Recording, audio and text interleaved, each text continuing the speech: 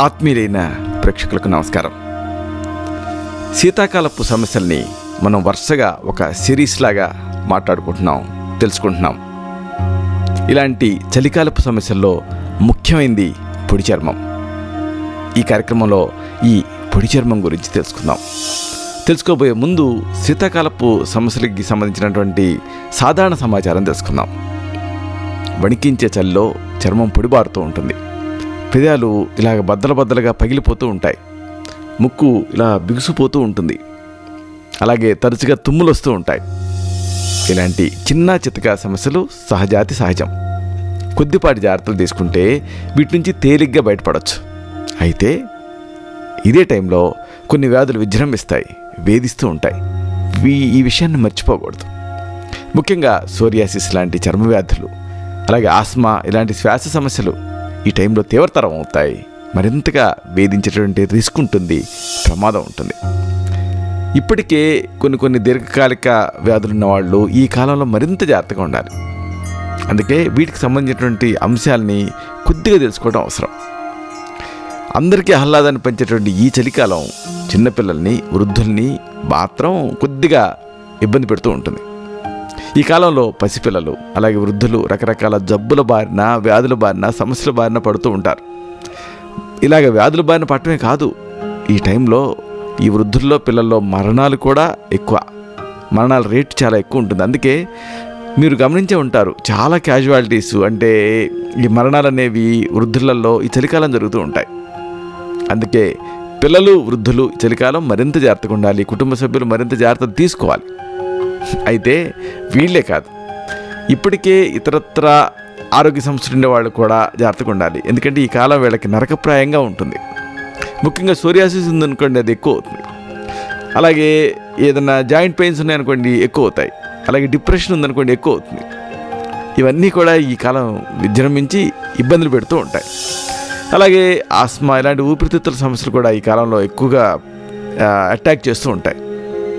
ఎందుకంటే మన శరీరం ఈ చలి నుంచి తనని తాను రక్షించుకోవటం కోసం ఎక్కువ శక్తిని ఖర్చు పెడుతూ ఉంటుంది.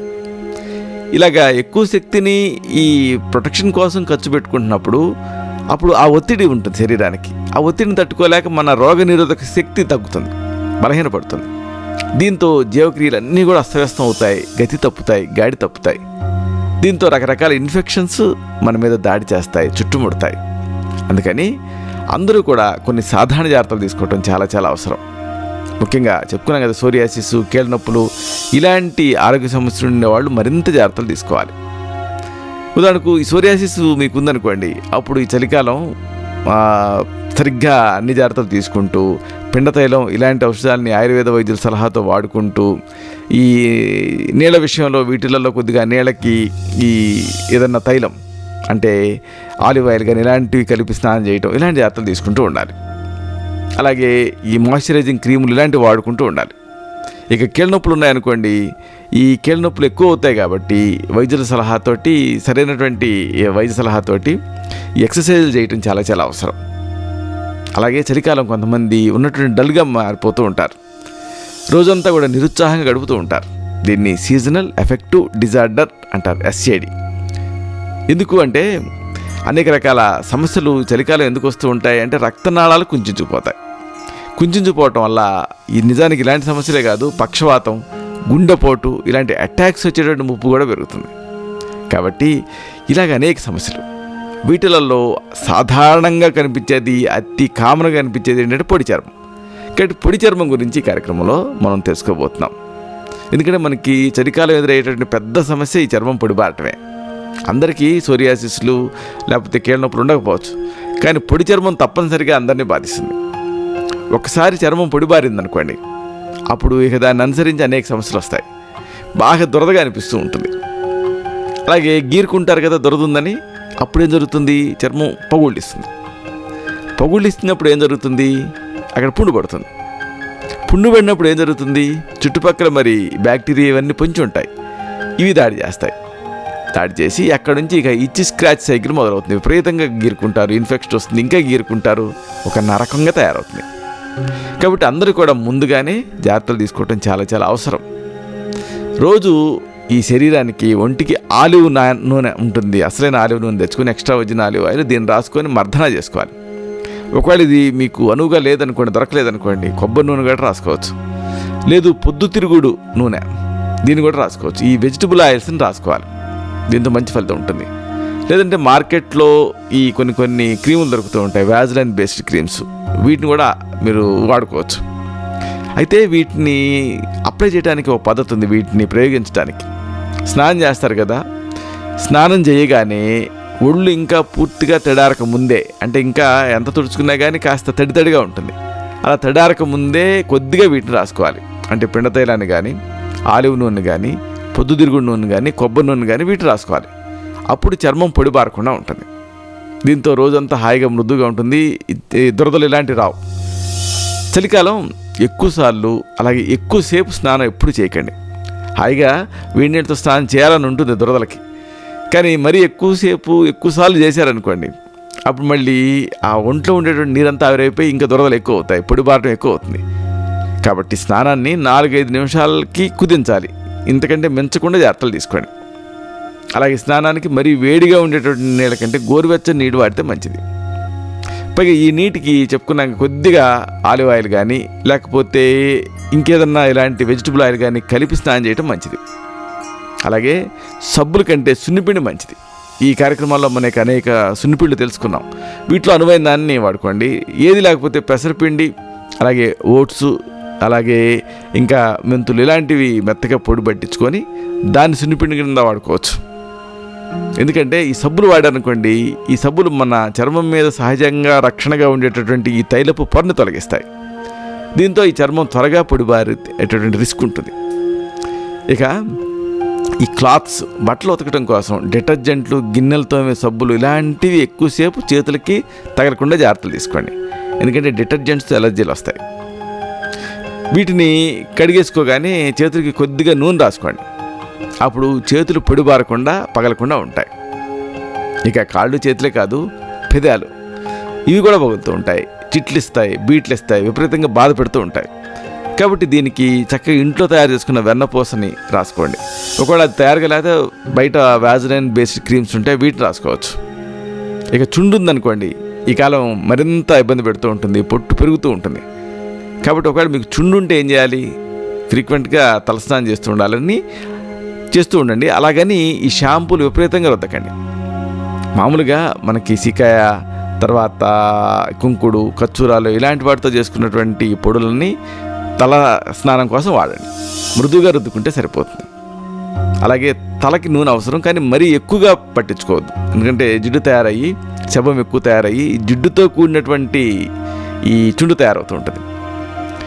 ఇక అర్ధశక్తిగా వ్యాయామం చేయాలి. ఈ కాలం ఎక్సర్సైజ్కి బెస్ట్ కాలం. కాబట్టి అర్ధశక్తిగా వ్యాయామం చేయండి. అంటే ఈ నుదుటి మీద చెమట పట్టి అంత చేయండి. ఉదయాన్నే నులివెచ్చటి సూర్యకిరణాలు పడుతున్నప్పుడు ఒక అరగంట పాటు నడవండి, జాగింగ్ చేయండి. వీటితో ఈ సీజన్లో వచ్చేటువంటి బాధలు ఏవి కూడా మీకు దరిచారం. చూడండి, మీకు లేవగానే చలికి ముడుచుకొని ఇంకా పడుకోవాలనిపిస్తుంది, బద్ధకంగా అనిపిస్తుంది, డిప్రెషన్ కూడా ఉంటుంది. అదే ఎంత బద్ధకంగా ఉన్నా లేచి కాస్త ఆ లేత సూర్యకిరణాలు పడుతున్నప్పుడు, ఆ బాగుండే లేత కిరణాలు, అలా బయటకు వెళ్ళరండి. ఒక అరగంట ముందున్న డిప్రెషన్ పటాపంచలు అవుతుంది మీకు. ఎందుకంటే సూర్యకిరణాల్లో ఈ శక్తి ఉంది, చెమట పుడుతుంది, దీంతో సహజ తైలాలు విడుదలవుతాయి, చర్మం పొడిబారకుండా ఉంటుంది. అలాగే సాధారణ ఆరోగ్యం కూడా చాలా బాగుంటుంది ఈ మార్నింగ్ వాకింగ్ చేయడం వల్ల. రోజంతా దీంతో ఉల్లాసంగా అనిపిస్తుంది.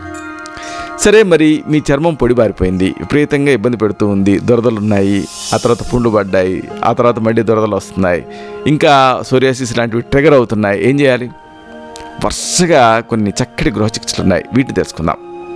మొదటి చికిత్స, దీనికి మీకు కావాల్సిన పదార్థాలు గ్లిజరిన్ 1 టీ స్పూన్, అలాగే పాల మీద మేగడ లేదా చిలికిన మజ్జిగ మీద పేరుకున్నటువంటి వెన్న 1 టీ స్పూన్, అలాగే తేనె 1 టీ స్పూన్. ఇలా సిద్ధం చేసుకోండి. వీటి తయారీని తెలుసుకుందాం. ఒక బౌల్లో ఇప్పుడు మనం చెప్పుకున్న అన్ని పదార్థాలు తీసుకోండి. పాల మీద మేగడ తీసుకోండి, లేకపోతే చిలికిన మజ్జిగ మీద పేరుకున్నటువంటి వెన్నను కూడా తీసుకోవచ్చు, 1 టీ స్పూన్. అలాగే తేనె 1 టీ స్పూన్ చేర్చండి. ఇక గ్లిజరిన్ సూపర్ బజార్లో దొరుకుతుంది, ఇది 1 టీ స్పూన్ కలపండి. మూడింటిని బాగా కలపండి. దీన్ని మెత్తని ఒక గుడ్డతో కానీ లేకపోతే దూది గుండతో కానీ తీసుకోండి. ఎక్కడైతే చర్మం పొడిబారిందో అక్కడ పూసుకోండి. పావు గంట పాటు వదిలేయండి. తర్వాత సున్నిపిండితో గోరువెచ్చని నీళ్ళతో కడిగేసుకోండి. ఇది చలికాలం చర్మాన్ని కాపాడుతుంది, అలాగే మంచి రంగును కూడా కలిగిస్తుంది. హస్తపాదాల పగులని ఇది తగ్గిస్తుంది. ఇలాంటిదే ఈ చలికాలపు పొడి చర్మాన్ని తగ్గించే మరొక మంచి గృహ చికిత్స తెలుసుకుందాం. మీకు కావాల్సింది బాదం నూనె అరకప్పు, ఆముదం అరకప్పు, ముద్ద కర్పూరం 1 టీ స్పూన్ ఇలా సిద్ధం చేసుకోండి.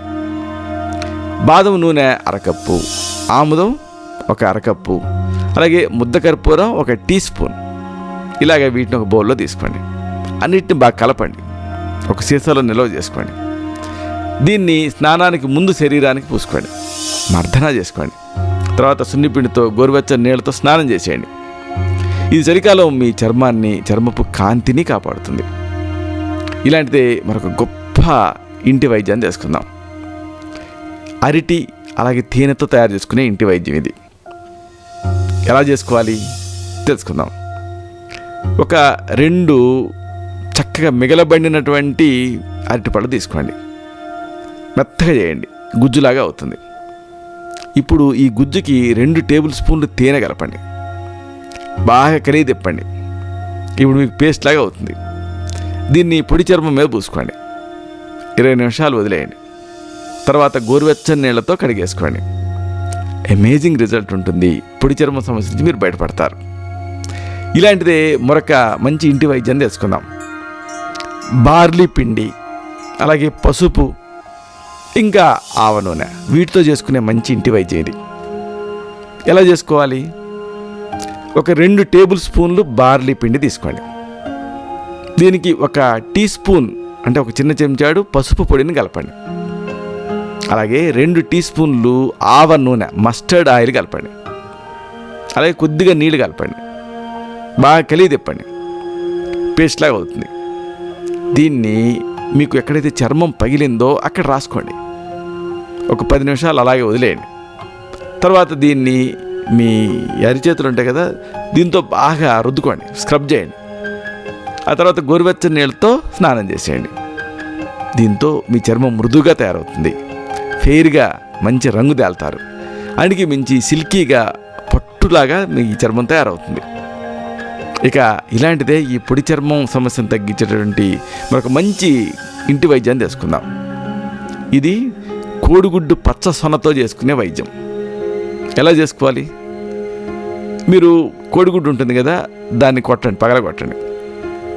ఈ చేతిలో దాన్ని కార్చండి. అప్పుడు మీకు ఏం జరుగుతుందంటే చందమామ అలాగే ఆ తెల్ల సొన 2 గారుతాయి. తెల్ల సొనలో ప్రోటీన్ ఉంటుంది. చందమామ అంటే ఈ ఎల్లో ఉంటుంది కదా, దీంట్లో ఫ్యాట్ ఉంటుంది, కొవ్వు. ఇక్కడ మీ చర్మం పొడిబారింది కదా, కాబట్టి కొవ్వుని ప్రయోగించాలి. 2 కూడా ప్రయోగించవచ్చు, కానీ కొవ్వుని ప్రధానంగా ప్రయోగించాలి. కాబట్టి చందమామను తీసుకోండి. అంటే ఇలా పట్టుకుంటే ఈ తెలుపు అంతా కింద గారిపోయి చందమామ మిగులుతుంది. దీన్ని ఒక గిన్నెలో వేసి బాగా బీట్ చేయండి, బాగా గిలకొట్టండి. అప్పుడు మీకు ఇది ఒక చిక్కటి పేస్ట్ లాగా అవుతుంది. దీన్ని పొడి చర్మం మీద రాసుకోండి. 20 నిమిషాలు వదిలేయండి. తర్వాత స్నానం చేసేయండి. ఇలాగా స్నానానికి ముందు 20 నిమిషాలు వదిలేసి ఆ తర్వాత స్నానం చేయండి. దీంతో చక్కటి ఫలితం ఉంటుంది. పొడి చర్మం సమస్య నుంచి మీరు బయటపడతారు. చూసారా? ఇలాగ పొడి చర్మం మిమ్మల్ని ఇబ్బంది పెడుతున్నప్పుడు మీకు అనువైన ఒక మంచి గృహ చికిత్సను తయారు చేసుకుని వాడుకోండి. అయితే ఇక్కడ ఒక విషయం, ఇప్పుడు మనం చెప్పుకున్నవన్నీ కూడా గృహ చికిత్సలు, ఆయుర్వేద ప్రథమ చికిత్సలు. అయితే ఒక్కొక్కసారి ఈ డ్రై స్కిన్ అనేది, ఈ జీరోసిస్ అంటే ఈ పొడిబారటం, ఇక్తియోసిస్ అంటాం వైద్య పరిభాషలో, ఇది ఈ గృహ చికిత్సల స్థాయిని మించి ఉంటుంది. ఒక్కొక్కసారి జన్యుపరమైనటువంటి అంశాలు కూడా కారణం అవుతూ ఉంటాయి. ఒక్కొక్కసారి సోరియాసిస్ ఇలాంటివి కంట్రిబ్యూట్ చేస్తూ ఉంటాయి. ఇలాంటప్పుడు వ్యక్తిగతంగా పరీక్ష చేయాలి. ముఖ్యంగా మీ నాడిని ఆయుర్వేద పద్ధతిలో పరీక్ష చేయాలి. మీ తత్వాన్ని తెలుసుకోవాలి.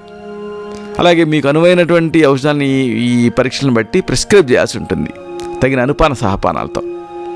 అప్పుడు ఈ పొడి చర్మం సమస్య నుంచి మీరు పూర్తిగా బయటపడతారు. చూసారా? ఇలాగా నాకు వీలైనప్పుడల్లా వీలు చేసుకొని మరీ ఈ వీడియోలను అప్లోడ్ చేస్తూ ఉంటాను. ఎందుకంటే ఏ డాక్టర్ అయినా కన్సల్టేషన్ టైంలో 10 నిమిషాలు, మహా అయితే 15 నిమిషాలు కేటాయించగలుగుతాడు. కానీ ఒక వ్యాధి గురించి మీరు పూర్తిగా తెలుసుకోవాలంటే ఆ వ్యాధి మీద మీకు అవగాహన ఉండాలంటే, ఆ వ్యాధికి సంబంధించిన ఇక్కట్లు, తర్వాత నివారణ పద్ధతులు, ఇలాగ నట్స్ అండ్ బోల్ట్స్ అంటాం, ఇలా సమగ్రంగా మీరు తెలుసుకోవాలంటే, ఆ వ్యాధి మీద అంతిమ విజయం మీరు సాధించాలంటే ఆ వ్యాధికి సంబంధించిన నాలెడ్జ్ మీకు అవసరం, దానికి సంబంధించిన పూర్తి సమాచారం మీకు అవసరం. దానికి నేను ఎంచుకున్న విధానం ఈ వీడియోలోని సమాచారం మీకు నచ్చుతుందని అనిపిస్తే ఈ ఛానల్ని సబ్స్క్రైబ్ చేసుకోండి. ఒకవేళ ఈ పాటికే చేసుకుని ఉండకపోతే, అంటే వీడియో కింద సబ్స్క్రైబ్ అని ఎరుపు రంగులో ఒక బటన్ ఉంటుంది, అది క్లిక్ కొడితే మీకు ఈ ఛానల్ సబ్స్క్రైబ్ అవుతుంది, అంటే మీ ఖాతాలో చేరుతుంది. దీనివల్ల కొత్త వీడియోని నేను అప్లోడ్ చేసినప్పుడల్లా ఆ సమాచారం మీకు ఈమెయిల్ ద్వారా అందుతుంది. అలాగే ఈ వీడియో తాలూకు లింక్, అంటే బాణం గుర్తుని క్లిక్ కొడితే మీకు ఆ లింక్ కనిపిస్తుంది. ఆ లింక్ని కాపీ చేసుకొని షేర్ చేసుకోండి మీ సర్కిల్స్తో, మీ ఫ్రెండ్స్తో. అప్పుడు ఈ సమాచారం వాళ్ళకి కూడా ఉపయోగపడుతుంది. ఇలాంటి మరొక ఆసక్తికరమైన విషయాన్ని తిరిగి ఇదే కార్యక్రమాల పరంపరలో మనం కలుసుకున్నప్పుడు సవివరంగా, సశాస్త్రీయంగా, సమగ్రంగా తెలుసుకుందాం. శతం జీవ శరదో వర్ధమానః, శతం హేమంతాన్ శతం వసంతాన్. 100 శరత్తులు, 100 హేమంతాలు, 100 వసంతాలు వర్ధిల్లుతూ జీవించండి. శుభం.